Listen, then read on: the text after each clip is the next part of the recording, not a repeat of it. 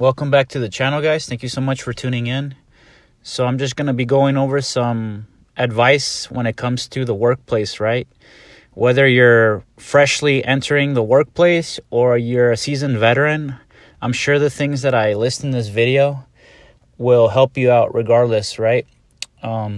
Ideally, in my opinion, you want to get to a point where you are at a job that you thoroughly enjoy, right?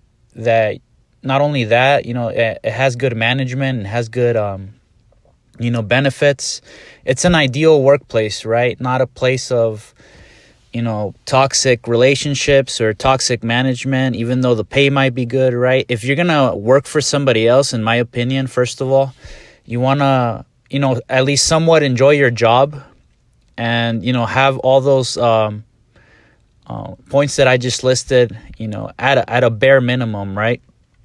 Good benefits, good management. It doesn't need to be excellent. If you can get to a point where it's excellent, obviously that would be ideal. But, good management, good workplace environment, and you somewhat enjoy your job, then, that's not a bad place to be, in my opinion. But ideally, in my opinion, you should be looking to work for yourself, right? Because at the end of the day, it's really hard to find a workplace or a job that truly values you, right? That truly values your work, that truly values you as a person, and not just says that they do, right? Which brings me to the first point.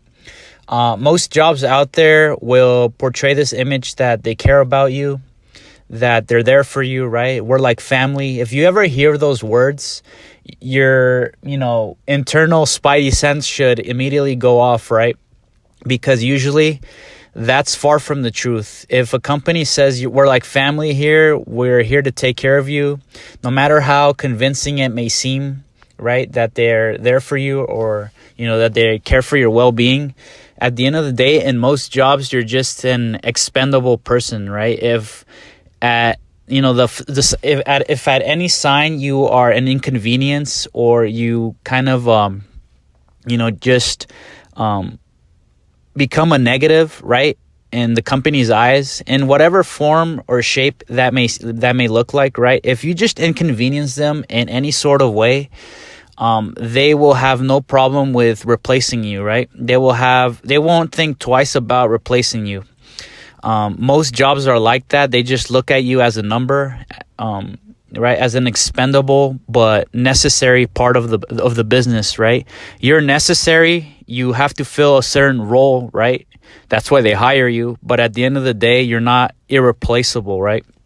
Unless you have some sort of, high value skill like a doctor or you're an engineer or something of the sort, right? But even in those jobs, I can imagine that, again, if you're not the one that's totally in charge, right? If you're not at the top of the pyramid, so to speak, there will always be someone above you, right? That will not think twice to replace you, right? Like whether it be the owner of the company or the person that's in charge of the whole operation, whatever the case may be, right? So that would be the first point, right? Not to say that you should go to work thinking about these things, but they should always be in the back of your mind, right? If you're working for someone, again, you're there to complete a job and nothing else, right?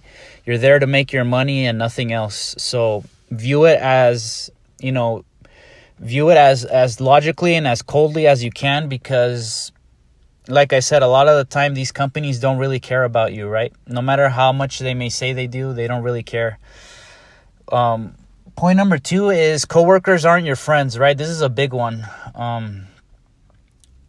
And this is a lesson that a lot of us learn the hard way, right? We go into a job thinking that the people that we are around with are our friends, right? Just because we spend a lot of time with them, because we talk to them, because we share the same workplace environment, that somehow that correlates to us being friends, right? But this is just a natural thing to kind of think about, right? This is just kind of a natural thing to want to develop, but you got to resist any inkling to do so, because there are a lot of aspects about the workplace that just don't harbor the best of, just not the best environment to make friends.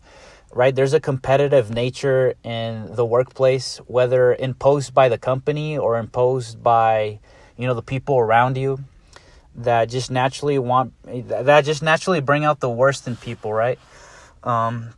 You shouldn't be looking for friendships or friends in the first place in your place of work, right? You should always separate business from pleasure, right? Again, you should view a job, for the most part, right? If you really enjoy your job, obviously that brings in different factors to the equation. But for the most part, you should do your best to just separate, again, business from pleasure, right? And not look to make friends at the workplace, because I can't tell you the number of times where people backstab me, where people threw me under the bus just to make themselves look better, right? Where they completely lied about me, again, to just climb those rungs on the ladder, so to speak, right? So stick to yourself. Be professional, of course, be cordial, but never overshare or never get too close to the people that you work with, right? Because for the most part, like I said, people can't really be trusted, right? As cold or as harsh as that may sound, again, from my own personal experience, I can tell you that it's just best to stick to yourself, right? And to not really overshare or get too friendly with people, right? Because like I said, there's a lot of two-faced, backstabbing people out there that don't have the best education or morals, and don't really think about, don't think twice about, throwing you under the bus if it makes them look better, right? So just be careful out there, guys. That's not to say that everybody's like that.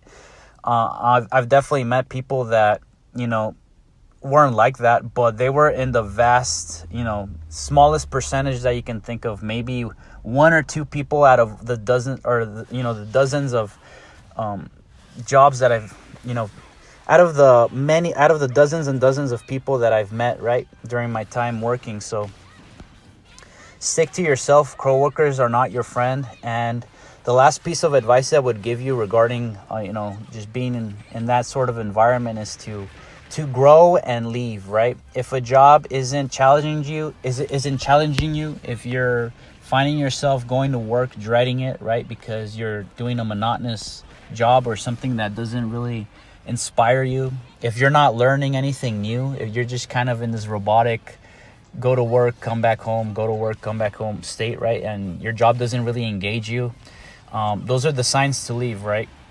No matter how well paying it may be, obviously, you draw your own conclusions, but personally, it wouldn't matter to me how well paying a job was. Of course, if we're talking 6 or 7 figures, that would be a different story, right? But even then, I would assume that it would get to a point where I just can't do it anymore, and I would look for another job, right? So if a job gets to that point, right, where it gets monotonous, you're not learning anything new, and you're just going there repetitively like a robot, and again, you're not being engaged, it's time to look for something else, right?